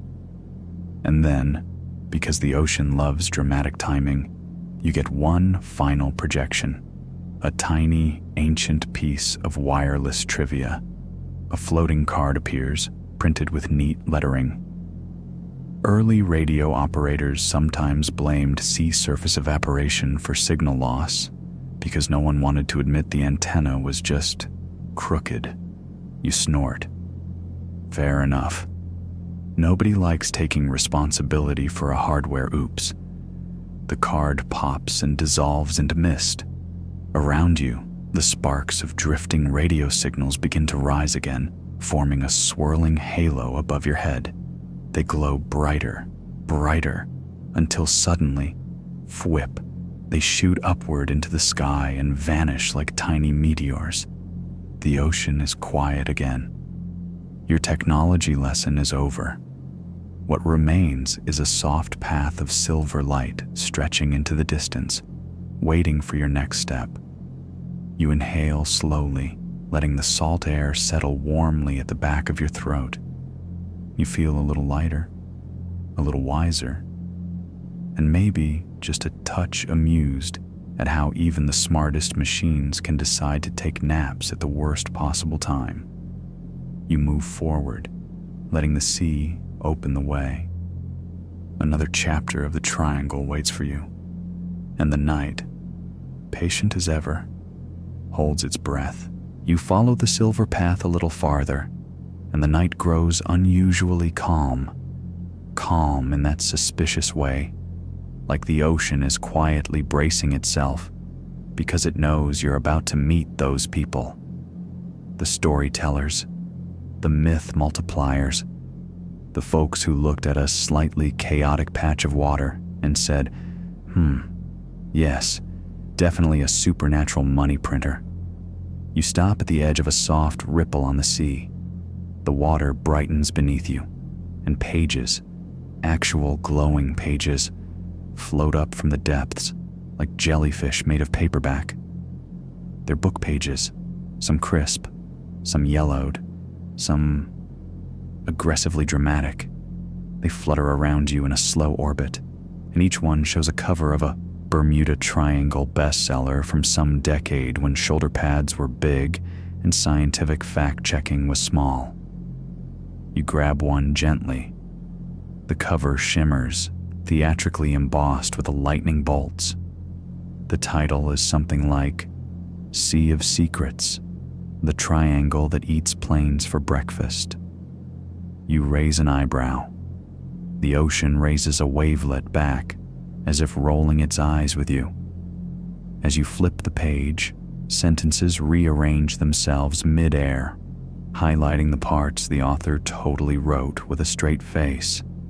Impossible disappearances, supernatural whirlpools, portals described with the confidence of someone who absolutely did not consult a physicist. A smaller line of text flickers at the bottom. Sources unavailable. Of course. Another book floats by, this one with a stern-looking ship on the cover. You catch it gently. Inside, the author narrates a dramatic retelling of a cargo vessel that vanished without a trace, except, according to a small glowing footnote appearing helpfully beside you, the ship actually sank during a storm hundreds of miles outside the triangle, and the logs absolutely existed. The page tries to hide the footnote. You tap it anyway. It glows brighter, like it's tattling happily. The ocean around you begins projecting scenes from interviews, old talk shows, earnest radio hosts, and writers who dramatically remove their glasses before saying, "The government doesn't want you to know this." You whisper back, "Bestie, the government barely knows where its own staplers are." And one of the floating pages giggles like a tiny paper gremlin. You walk forward, and the floating books shift aside, parting like a corridor of fabricated suspense. The pages shape themselves into towering columns, paper monoliths of myth-making. You brush your hand along one and watch lines of text rearrange themselves. Circulation figures, bestseller rankings, reprint numbers. This wasn't storytelling. This was a business plan wearing a trench coat. The paper columns sink back into the water, leaving behind a single glowing lectern rising from the waves. A lone manuscript rests on it. You approach. This one looks honest. The cover is plain, the font humble, and the pages show meticulous notes, positions, dates, route charts, weather logs. No lightning bolts, no mysterious energy vortex. Just someone doing their best to explain a region that was complicated, not cursed. You flip to the margins. There are frustrated scribbles, little doodles of storms, maps, and in one corner, what appears to be a compass threatening to unionize. You can almost hear the author sighing across history, and then, tucked in the back like a forgotten apology letter, a note appears. Several reports frequently cited in popular literature cannot be verified. Some incidents were mislocated. Others were repeated without checking the original investigation. You exhale. There it is. The missing puzzle piece everyone pretended not to see. Because here's the thing. For decades, the triangle wasn't just a topic. It was an industry. Newspapers published sensational summaries. Magazines used it as guaranteed filler whenever they needed a spike in readership. TV specials slapped ominous music onto perfectly normal maritime accidents. And authors, the authors, some of them knew that unexplained disappearance would move more copies than navigational error during seasonal squalls. You step away from the lectern as the manuscript sinks gently back beneath the surface, like it's finally taking a well-earned nap. The water around you darkens, then lights again, this time projecting a timeline.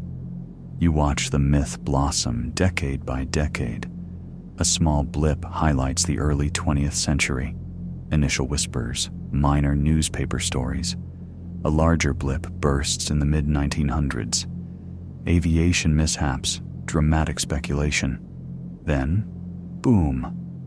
The 1960s and 70s appear like neon fireworks, paperbacks, documentaries, sensational journalism that would make modern editors break out in hives. Somewhere in the montage, a writer claims to have exclusive classified knowledge, which would be very convincing if the ocean didn't immediately project a side note reading, "He made that up." You bite your lip to keep from laughing. The timeline folds into itself, then unfurls again as a giant, glowing billboard hovering above the ocean. On it, bold letters rearrange themselves. Mystery sells. Truth sells less. But responsibility ships 0 units. Fair point. Ocean. Fair point. The billboard dissolves into shimmering particles that drift down like quiet rain.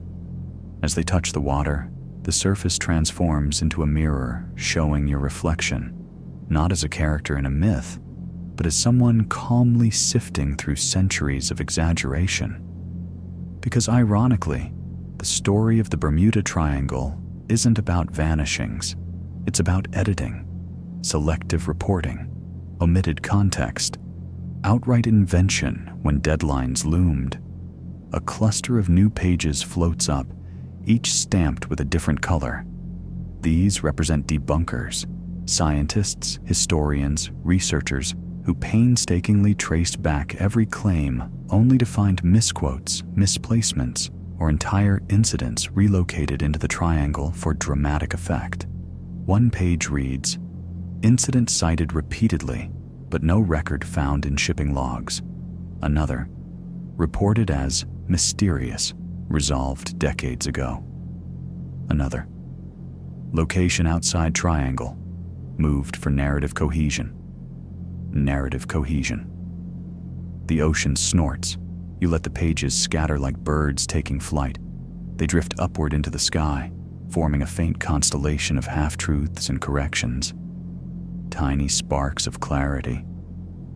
Then the water beneath you brightens again, guiding you onward. The myth builders fade. The sensationalists sink back into the archive, and you step forward into cleaner water, where the air tastes a little more honest. The night stretches open, ready to show you what remains when the stories stop selling and the facts stop hiding.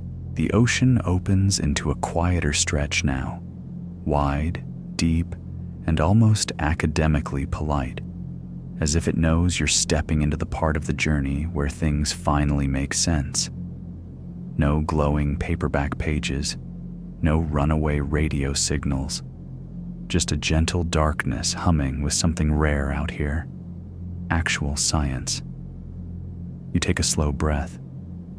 The air feels sharper, cooler, like the atmosphere itself is wearing glasses.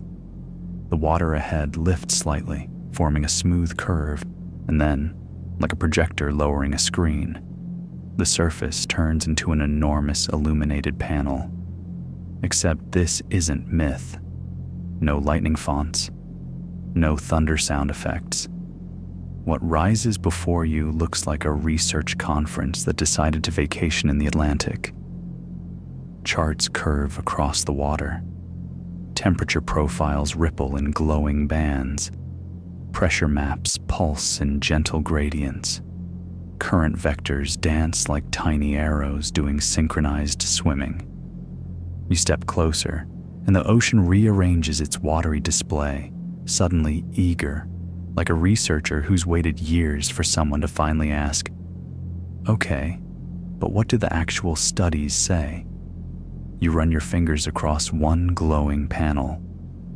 It responds instantly, expanding to reveal a detailed map of the Triangle region with dots marking decades of maritime and aviation incidents. Only now, something is different.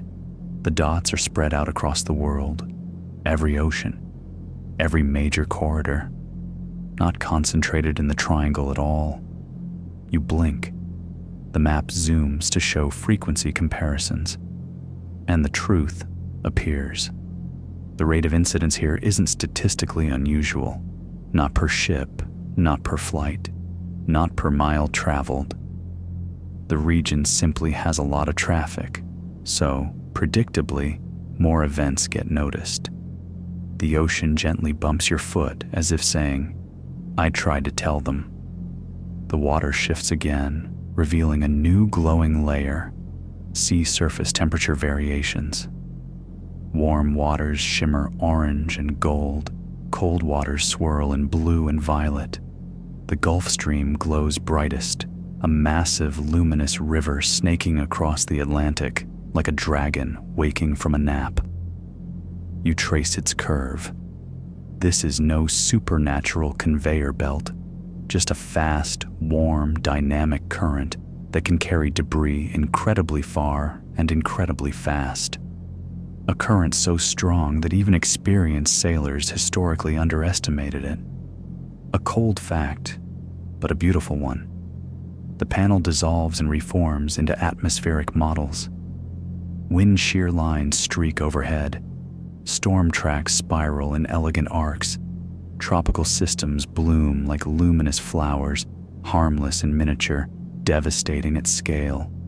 And there, in small but persistent text beneath one model, is a familiar phrase. Meteorologists still debate the accuracy of certain storm intensification data sets in this region. You smile. Another academic argument with no clear champion. The ocean hums knowingly. It loves watching scientists squabble. The display shifts again, this time to magnetic variation charts. Faded reds and greens ripple outward, marking zones where compasses historically drifted or required correction. Nothing catastrophic, nothing paranormal, just the Earth being the Earth. Old navigators didn't always understand it, though. You watch tiny 18th century ships appear as holograms, their captains arguing with compasses like frustrated parents negotiating with toddlers. Some drift off course by a few degrees, others overcorrect. But each one's a reminder that small errors, multiplied over long distances, create big legends. The ocean shows you a small footnote drifting lazily across the panel. Magnetic variation here is significant, but within normal global ranges. In other words, not special, just misunderstood. Next, a vertical column of water rises in front of you like a liquid elevator. Inside, decades of research papers spin slowly. Titles, abstracts, diagrams, some crisp and modern, others yellowed and typed, from eras when computers made exactly 3 noises and weighed as much as a refrigerator. You tap one paper, and the ocean projects its summary. A study analyzing methane hydrate release as a potential cause of ship instability. You raise an eyebrow. The ocean anticipates your skepticism and adds a glowing note beside it. frequently cited online as proof of mysterious disappearances, though the original paper explicitly states the effect is regionally rare and unlikely to influence modern vessels. You sigh, amused and exasperated. The internet, ever the remix artist. Another research paper floats forward, this one about rapid weather shifts. Highlighted text appears.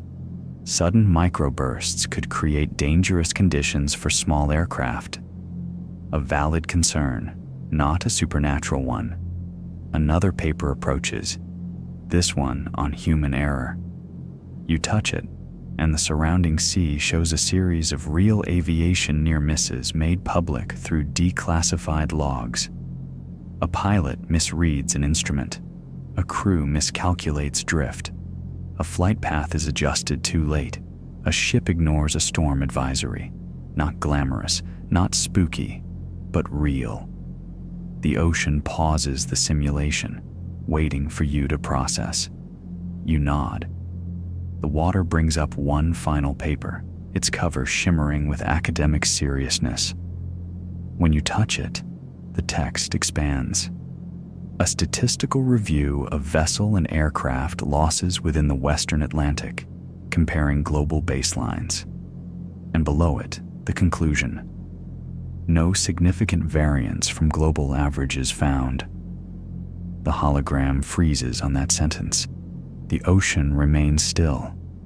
Then the text dissolves into a million tiny points of light, drifting upward like glowing dust. As they rise, they form a constellation, one shaped not like a mythical creature, but like a clean, simple triangle, a reminder that shapes are human inventions, not cosmic secrets. The constellation then shifts, unraveling the triangle into a soft spiral, then into a long line, then into scattered stars again, because the triangle exists only when humans decide to draw borders on something that never needed them. You stand quietly. Science isn't always dramatic, but it is grounding. The ocean senses your understanding and gently brightens the path ahead. The water smooths, warm and inviting. A soft breeze brushes your shoulder like a friend nudging you onward. You're almost ready to leave the data behind and return to the sea as it simply is. Wide, calm, and finally honest. The night deepens. Your next step waits. The ocean has gone quiet again. Not empty, not ominous, but quiet in that way a library gets quiet right before something important happens. You take one step forward. The sea beneath you brightens, then dims, then brightens again, as if it's adjusting the lighting for the next part of your journey. A faint hum begins to pulse from below, not mystical, not mechanical, more like the sound of a deep breath held too long. Then the water parts, not dramatically, not with thunder, just gently, like a curtain drawn aside by someone who respects the moment too much to disturb it. Beneath the surface is an underwater corridor, long, straight, and glowing, with a soft blue radiance that ripples like bioluminescent silk. The walls aren't solid. They're made of seawater held in perfect shape, drifting and swirling like living fabric. Through it, shadows of fish and distant rays swim by, curious but unafraid. The path invites you downward. You descend. Each step feels lighter, as though the ocean itself is removing pieces of gravity from your shoulders. Not to float you, but to let you walk without the weight of all the strange stories, half-believed legends, and unresolved mysteries you've carried since the journey began. It is here, for the first time, that the world becomes narrow enough for truth to speak plainly. The corridor opens into a single vast chamber, a dome of water arching so high above you that it swallows the moonlight and folds it into shimmering waves. The floor is a smooth disk of faintly glowing sand, like stardust that fell asleep under the sea. At the center of the chamber stands something you did not expect. A table. Round, simple, carved from pale stone. Its surface etched with spirals, arrows, latitude markings, small symbols of wind and tide. Not ancient, not futuristic, just timeless. And around the edge of the table, 5 chairs, empty, but waiting. As you approach, the chairs shift slightly, turning towards you in a slow, graceful arc. You feel a sensation in the water, like someone placing a gentle hand on your back, encouraging you to sit. The moment you do, the dome darkens. Then the table awakens. Lines of light carve themselves across its surface. Tidal flows rendered in soft blues, storm paths drawn in silver, shipping routes in faint gold. A slow spiral forms at the center, rotating like a galaxy. As it turns, the ocean's voice, not spoken, not heard, but felt, begins to rise.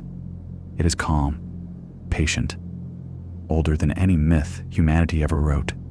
It shows you the world as it sees it, currents as bloodstreams, winds as breath, continents as drifting bones wrapped in green, storms as pulse beats, and humans, tiny, bright sparks crawling across its skin, leaving trails of light like fireflies. The spiral tightens, then expands, and the ocean presses a single idea into you, warm and unmistakable. I am deep, but I am not hiding. Images flash across the table. Disappearances, shipwrecks, aircraft logbooks, distress calls, coordinates recorded thousands of times. None of them vanish into a void. None of them are swallowed by malice. Each one has a chain of causes: storm, error, mechanical failure, currents, chance, tragedy, and something even simpler. The sea is vast. Humans are small. The spiral stops turning. The chamber holds still. A soft surge of water rises to your chair, nudging your hand. The gesture is subtle, but unmistakable. Not everything that is unexplained is unexplainable. Not everything lost is taken. Not every silence is a secret. You exhale slowly. For the first time since your journey began, the ocean feels less like an enigma and more like a companion, one that has been patient with centuries of misunderstanding. Above you, the dome flickers. A path of shimmering light appears, stretching upward like an elevator made of moonbeams. The water currents shift, aligning themselves around you in a gentle spiral, an invitation to rise. Your seat dissolves beneath you, becoming a swirl of pale sand that lifts and carries you toward the column of light.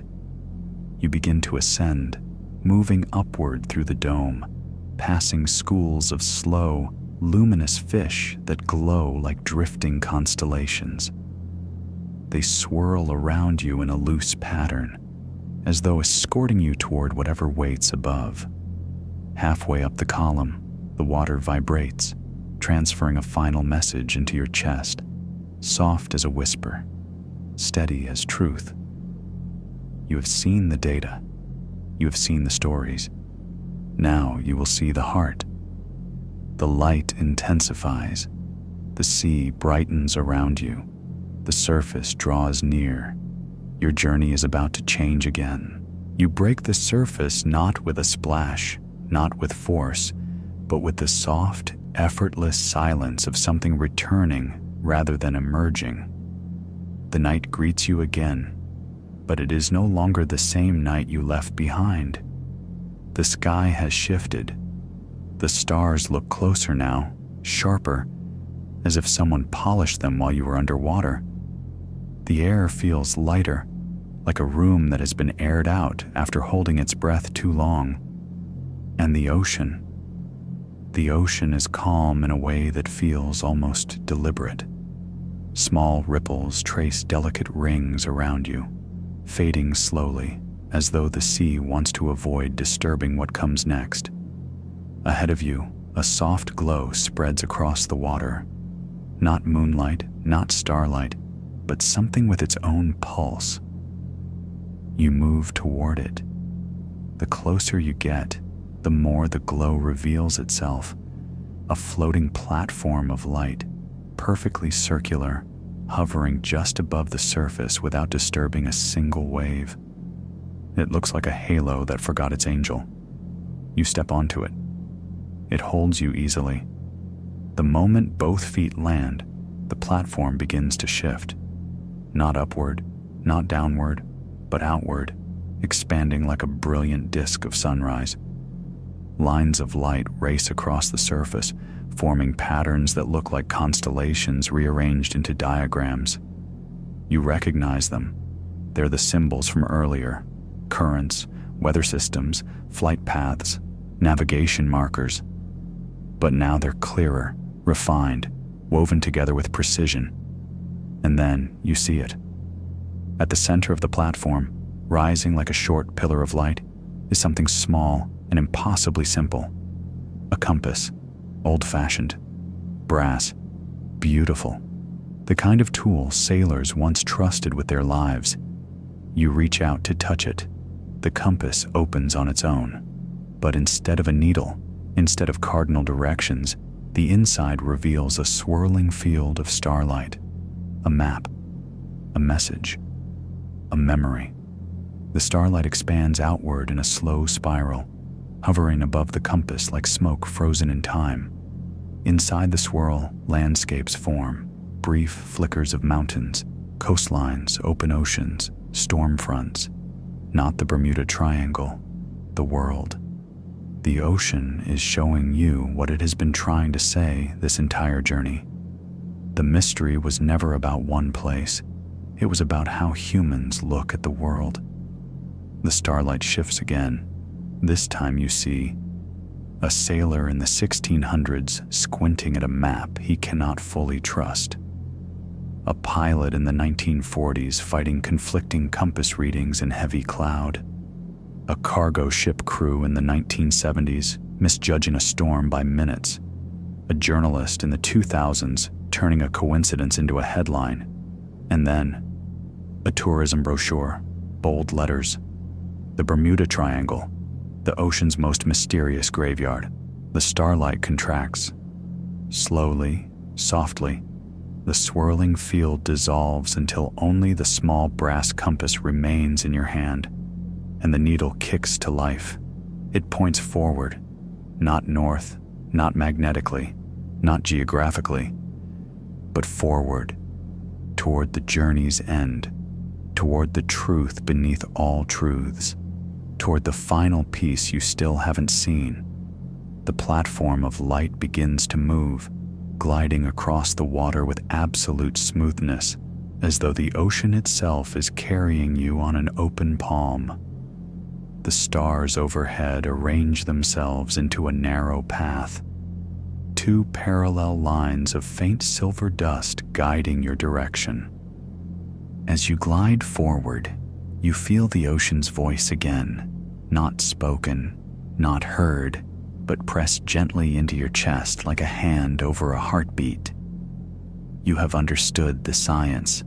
You have understood the legends. Now you will understand why the story stayed. The path of stars ahead narrows, tightens, brightens, until it forms a doorway of pure light on the horizon. The surface begins to glow beneath you. The air warms.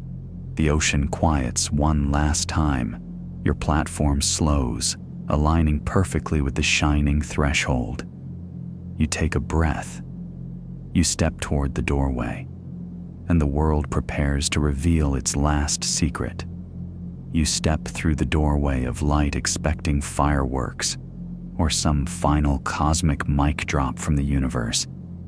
But instead, everything gets quiet.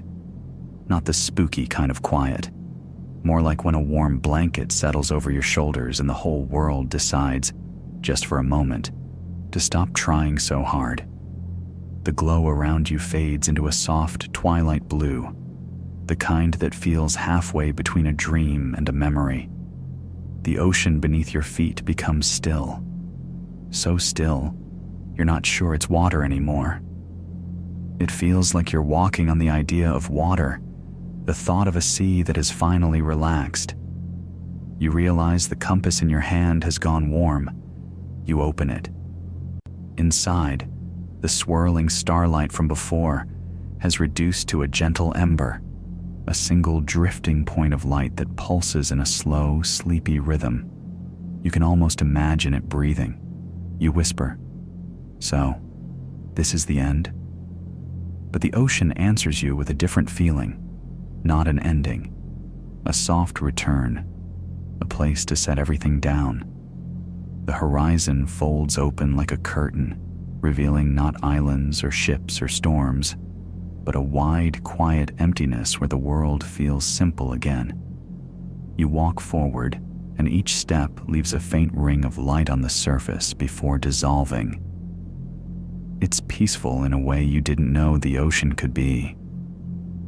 You think back to the entire journey, the maps with their dramatic flourishes, the storms with their confused reputations, the scientists still arguing in conference halls, the pilots and sailors doing their best in messy conditions, the myths that grew legs and ran faster than anyone could keep up, the moments where fact and imagination got braided so tightly nobody could tell them apart anymore.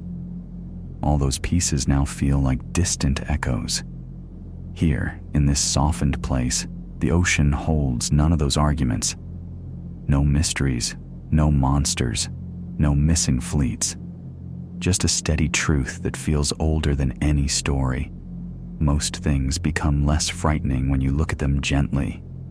You keep walking until the world around you becomes almost weightless. Colors fade into warm gradients, blue into lavender, lavender into soft gold, gold into a kind of quiet that doesn't even have a color name. Your shoulders loosen, your breath slows. Something inside you, something that had been tensed like a knot you didn't notice, finally unwinds. The ocean gives one last tiny nudge, like a parent smoothing the blanket over a sleeping child. You feel yourself drifting now, not on water, not on air, but on calm itself. Thoughts soften, edges blur. Everything that once felt loud becomes distant and kind. And then the compass in your hand turns to light, a small, warm glow that seeps gently into your palm and then disappears entirely. You don't miss it.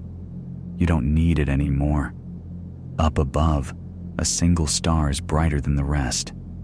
You're not sure when it appeared. You're not sure if it was always there. But its glow feels like a familiar hand resting lightly against your back, guiding you toward rest. You exhale. Slow. Deep. Easily. And as the twilight around you folds into a soft darkness, the ocean leaves you with one final feeling.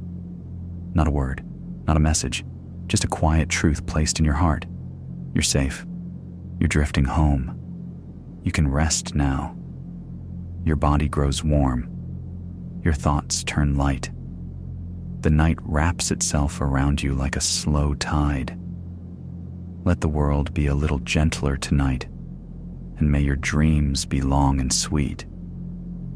Good night.